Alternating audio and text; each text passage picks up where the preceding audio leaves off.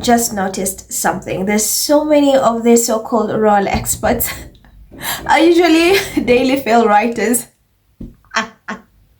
Look at Liz Jones, Amanda Platell, Richard Eden. So many of them who claim they are royal experts are actually writers for Daily Fail. They write these pathetic pieces for Daily Fail. And it makes sense, right? It makes sense. So one particular minion or so-called royal expert is actually going viral. I never thought I'd say that. Yeah, she's actually going viral for whacking William proper. Like, people are like, do it again, whack him again. Like, this is what we'll be talking about.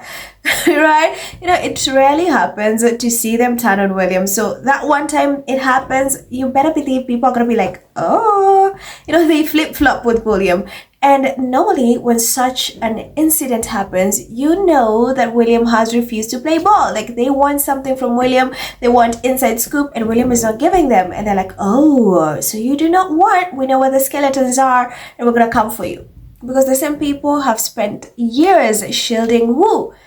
The future king of William. So yeah, Amanda Platell. Let's talk about her. She's one crazy lady. I'll give you that.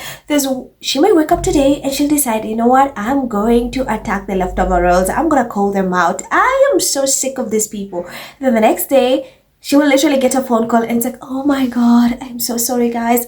You know what? I now know better. That incident with Kate, you remember she went viral when she wrote this piece about Kate and just how lazy she is, how her fashion is boring. And then it went viral and people were applauding her for it, saying, hey, yeah, this is what UK journalism should be about. So thank you for holding them accountable and thank you for calling them out. And tell me why the next day she releases an article saying, oh, Kate, I am so sorry. I should have known better. You're going through a lot. I mean, the cancer card. I mean, are you surprised? So yeah, again, she's done it. This time she's gone. She's literally whacking William in an article that again has gone viral and people are applauding her. But we're like, okay, she's gonna get that phone call and tomorrow it's like, William, I should have known better. I mean, it's been so hard. You've been so jet lagged. I mean, it's been so hard for you. What? I'm sorry. I should have known better. Basically, that's what. Basically, that's just what she is going to say. So right now, she wrote a piece calling out William in relation to William. And I don't want to say viral. Yeah, it can be viral, but it was viral for the wrong reasons. The climate speech. I mean, the entire disaster that happened in Rio. You had art shit. You had this climate, whatever. So much happened. And of course, this lady has decided to take it upon herself to say, hey, I'm going to be the devil's advocate and I'm going to call this man out. And here we are. So guys, let me not waste your time and let me get to the piece because it's pretty interesting. Like, it was an interesting read. I kid you not, it's pretty interesting. So buckle up, okay? So here we go. Prince William's no-show at the Festival of Remembrance at the Royal Albert Hall on the 80th anniversary of the end of the Second World War was bewildering, and enough to make many of us worry about our future king's priorities. Was it really more important for him to make a speech at the discredited COP30 United Nations Climate Change Summit and visit a remote island in Brazil than be here on his island, the Britain, honoring our war dead and marking one of the most important days in history?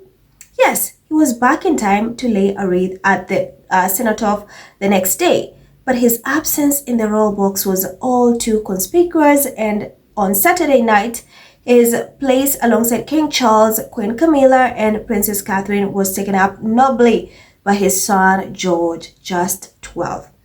No one will have missed the fact that William is dedicated to solving the world's climate problems, to save the planet for his children and his children's children. Yet, was anyone captivated by his impassioned speech or his worthy yet underwhelming outshot? Prize awards on TV, an article in the India Times had a point when it highlighted the fact that the prince flew 5,000 miles to Brazil to lecture the world on climate change.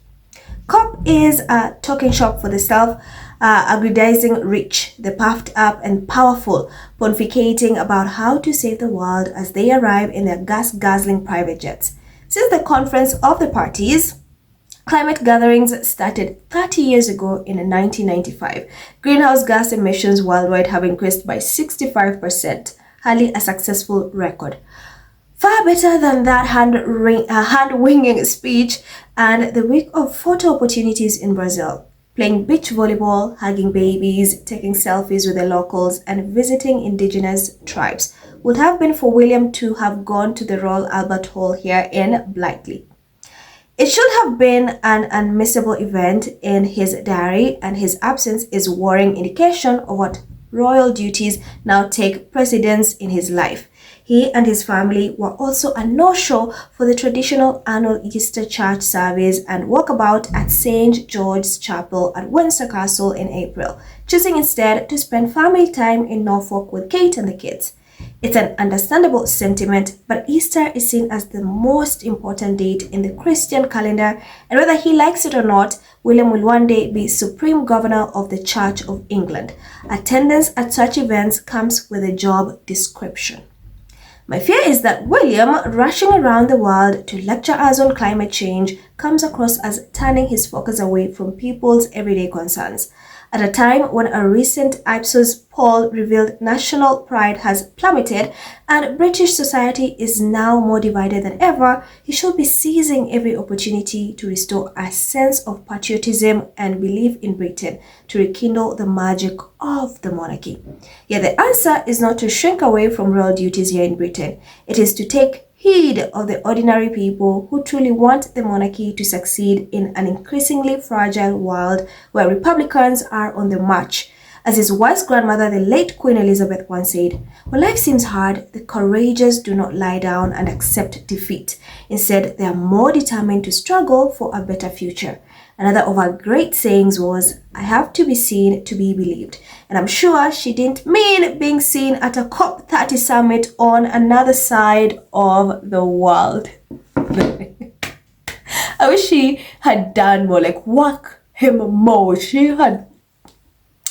Honestly, this part is so funny that William is the only one who can rekindle the magic of the monarchy. That is the funniest thing I've ever had. William, like, are we talking about the same William? You're talking about William who is lazy, has been lazy for a very long time.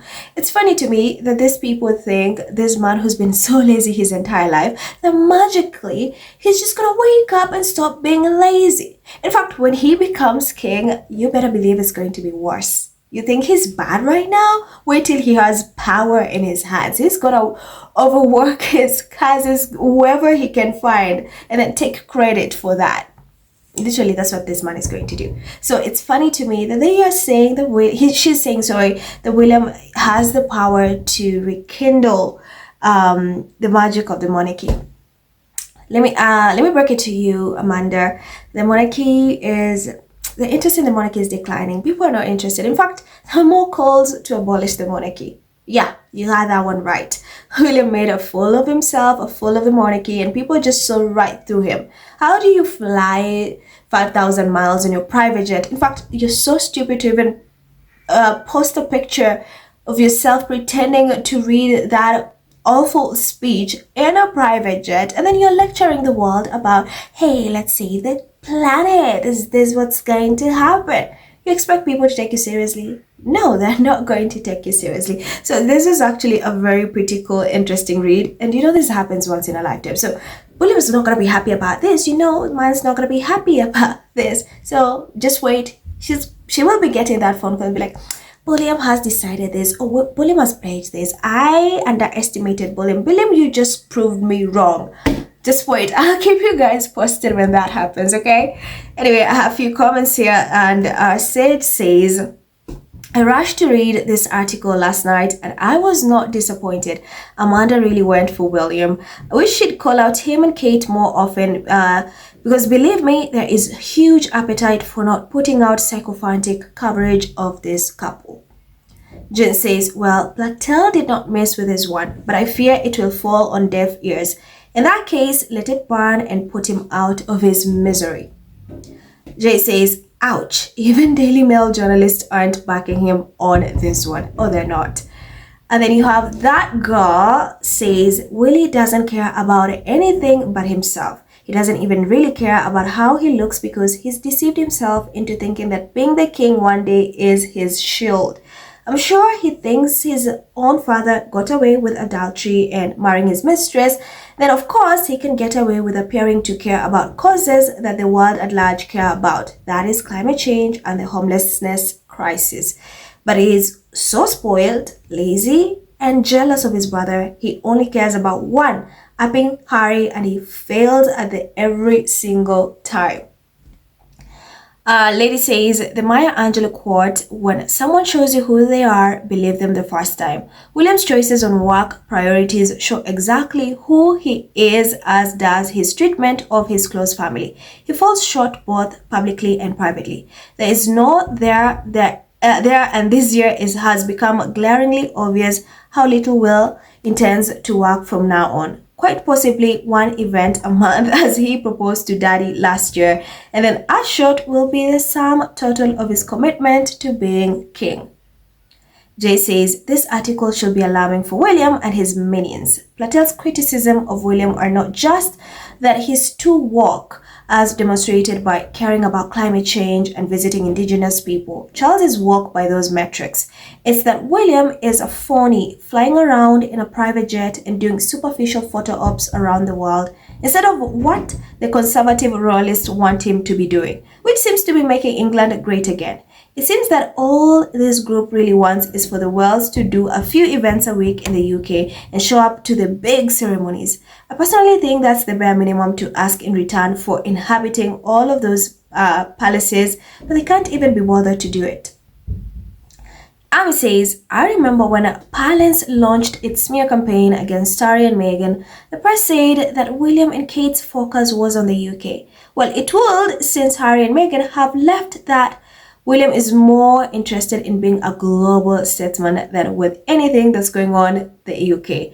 He had enough time since his arrival from Brazil to go to the Festival of Remembrance. Gabby says, while Peg is lazy, I don't think he skipped the Festival of Remembrance out of laziness. I think he skipped it out of rage at Charles, who stole his Brazilian thunder twice. First, the Beckham investiture, and second, knowing that not disclosing that Harry will be doing events in Canada. Perhaps he was due to fly back on Friday, all the events were over by Friday afternoon, but stayed an extra day in Brazil to wallow in self-pity. So there you have it, folks. Let me know what you think. Leave your thoughts in the comments. What do you think about Amanda's piece? Amanda Platell's piece. Thank you so much for watching. I'm Emerald, and I'll see you in the next one.